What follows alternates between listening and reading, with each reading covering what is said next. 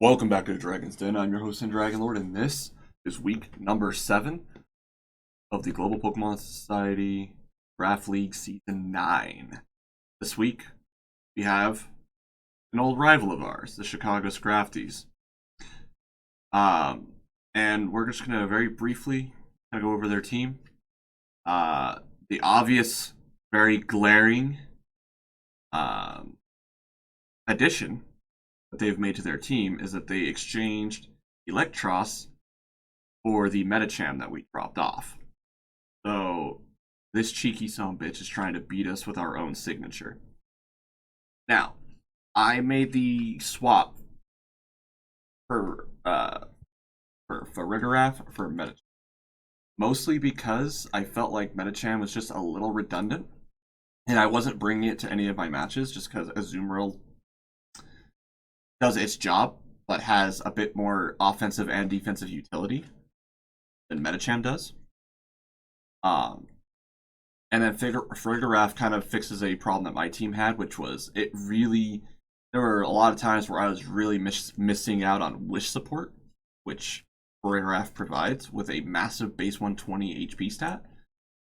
So hopefully the addition of that wish support will come in handy in this particular matchup. So let's go over his team. He's got Chi-Yu, Goodra, Sableye, Fortress, Medicham, Wigglytuff, Floatzel, and Ursa. Now, I'm anticipating that he's going to bring the entire left side, because I think he wants to try to beat me with Medicham, or at least have Medicham on the squad that he beats me with. And the most likely C tier that he's going to bring is going to be that Floatzel, because that Sableye has been known to hold a Damp Rock with Prankster Rain Dance, and then that Floatzel can be an absolute monster if it goes unchecked. So that's something that we got to keep in mind and consider as well, is that could be a massive pain in the butt. So what other potential threats do we have? Well, obviously that Chi-Yu. That Chi-Yu is going to be a slight problem. We do have answers for it, but we cannot let that thing go unchecked. And we'll go into our answers for that Chi-Yu when we get into the team composition over on the showdown screen. Then we got the Goodra. The Goodra isn't really an issue necessarily. It can be if I sleep on it. I've done my research, I've watched his battles, and either runs Assault Vest, which is pretty standard for Goodra, or he runs leftovers with acid armor to boost up the defenses, which is what I'm anticipating him to try to do. And I'm also anticipating Terra Poison on it. That way he can fire off Stab Sludge Bombs and try to wall the Azumarill. Excuse me. The Sableye, I have an answer for Sableye, and it's the Rigaraf. Its ability Armor Tail makes it completely immune to priority moves, which Prankster makes all of his status moves priority. So it'll be immune to all of its status moves, all the annoying like Encore or Taunts, or it'll be immune to all that crap. And it also has a super effective Dazzling Gleam, which will hit Sableye pretty hard, and if I Terrastalize a Fairy, it'll be hitting even harder. The Fortress, I have a couple of answers for, namely the Arcanine. I'll go over that again once we get into the team composition. Medicham, we got a couple of answers for as well. We're not too worried about it, especially if he goes Scarf on it. If he decides to go something cheeky like Clear Amulet or Lumberry or something like that. See, here's the thing with Medicham is that I've been using Medicham for so long, I know all of its weaknesses, and I've used most of the competitively viable sets of Medicham, and I know what the weaknesses of each one of those sets are. So that is the issue of bringing my signature Pokemon against me, is I know how to beat it. So no matter what the set is, I have an answer for it. It'll just depend on how late in the game I figure it out, because if I figure out the set too late and all my answers to that specific set are gone, that might be a problem. But that's only a problem in game 1. So the other two, Wigglytuff and Ursaring, I don't really anticipate him bringing, just because I feel like Floatzel is just better overall. Especially with the Rain Dance support that he's going to be having. Now, the caveat to that is if he does bring Rain Dance, it makes Azumarill Aqua Jets a lot stronger. So he might not want to get that set up until the Azumarill is handled, but I digress. So let's just get ahead and get into what we're bringing. You can see it on the left side of the screen, the 6 that we're bringing, and the 6 that we're anticipating him to bring. But let's just go ahead and switch over to Showdown here. So, standard Cyclizar. Don't really need to get too much into that. It's just the tried and true set of Cyclizar. Now, he does have the potential for a lead Prankster Taunt Sableye, which is why we're also going Terra Dark. But let's be honest, if he leads Sableye, we're probably not going to stay in. We're probably just going to hard switch to Farigiraf, threaten it that way. Because, again, Farigiraf can't be taunted because of its ability Armor Tail. I think that's so then we're also bringing the standard Azumarill set. However, we are splitting up the defensive EVs. Last week we had, I think it was 12 defense EVs into defense. This time we have it split into 6 defense and 6 special defense, just because we want to be able to take hits from the Chi-Yu and potentially the Floatzel and the Medicham. We resist all their stabs, well, barring Zen Headbutt from Medicham. All the main stabs from the physically offensive or especially offensive threats, we are anticipating to be able to take pretty nicely. Which is also where the Wish support comes in handy, is because if we do have to take a hit, we do have the ability to get back up to full and have the ability to set up a belly drum potentially. But yeah, and then I was really torn on the Toad Scroll. I was really contemplating bringing the Oricorio to completely wall the Medicham. But if he did decide to bring some coverage moves like Thunder Punch, which I'm anticipating him to do, it doesn't really wall it that well. If it's a Choice Scarf set, we can kind of play around that. But I ultimately decided that I'm going to just bring the Toad Scroll. Because having the ability to put stuff to sleep is pretty nice. It kind of sort of allows me to freely get up Shed Tails, things like that, in the face of something that's asleep. Am I anticipating him to slap safety goggles on something? Yes, of course. We saw in his match against Simi that he brought safety goggles, I think on the, what was it? I think it was the Fortress, I think, to counteract the Brute Bonnet. But, like I said, whatever he decides to slap safety goggles on, that just means that whatever mod it is, it's probably sacrificing a better item. Like, if he puts safety goggles on the Fortress, that means he doesn't have Rocky Helmet, which means we don't have to worry about chip damage on, like, things like Azumarill or Squawkabilly if we decided to go on the offensive.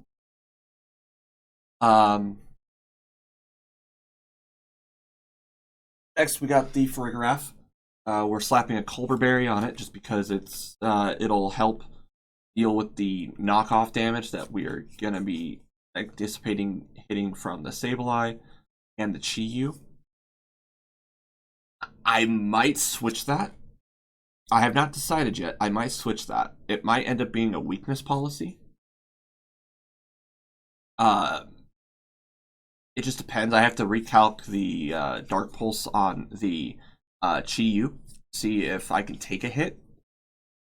Because if I can take a hit and get a weakness policy boost, I think Earthquake will actually KO it. I just have to redo my calculations on it. But if I decide to go weakness policy, that'll be the only item I decide to do over Culberberry. And then obviously being able to Terastallize into Fairy after the fact and be able to resist any further dark moves will be nice as well. I decided the Psychic coverage wouldn't really be that beneficial in our matchups, given the fact that, 2 dark types, a steel type. Yeah, it just didn't seem like that great, so I decided to go Dazzling Gleam and Earthquake. Just because Earthquake hits a little bit harder than Dazzling Gleam does into Chi-Yu.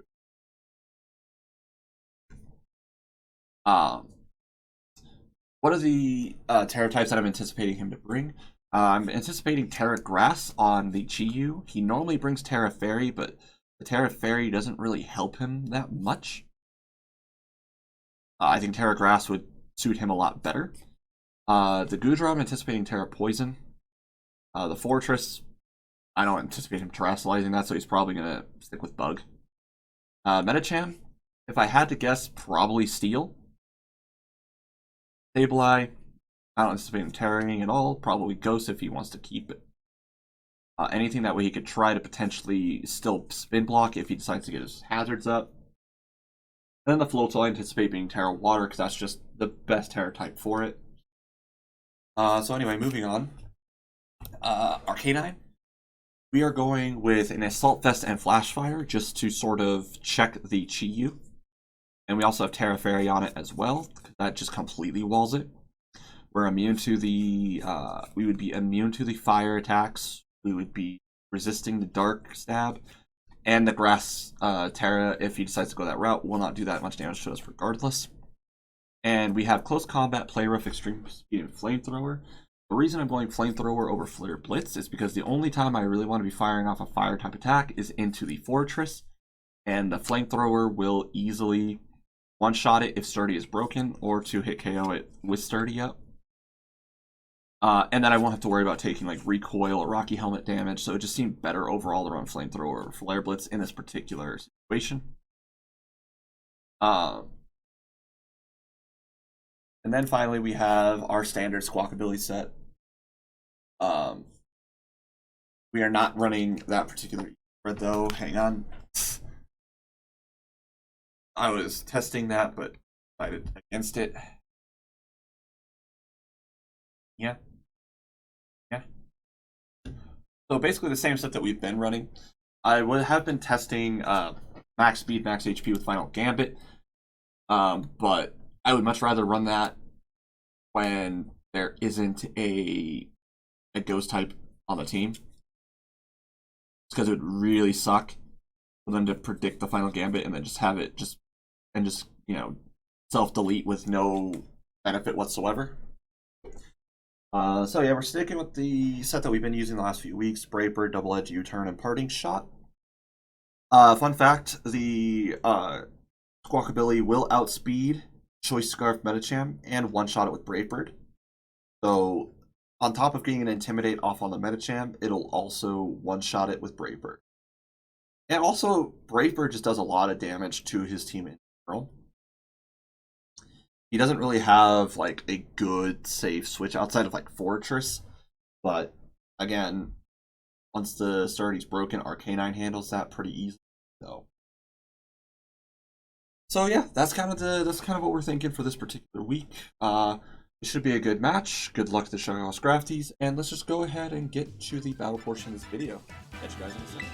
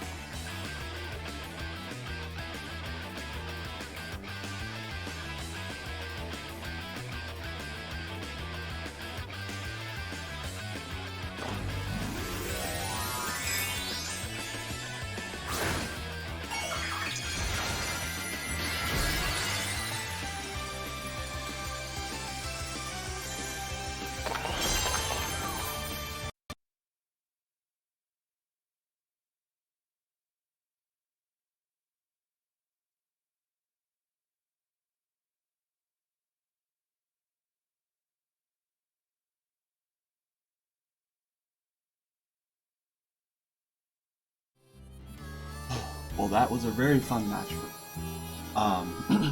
There's a couple things I could have done differently that might have helped my differential just a little bit.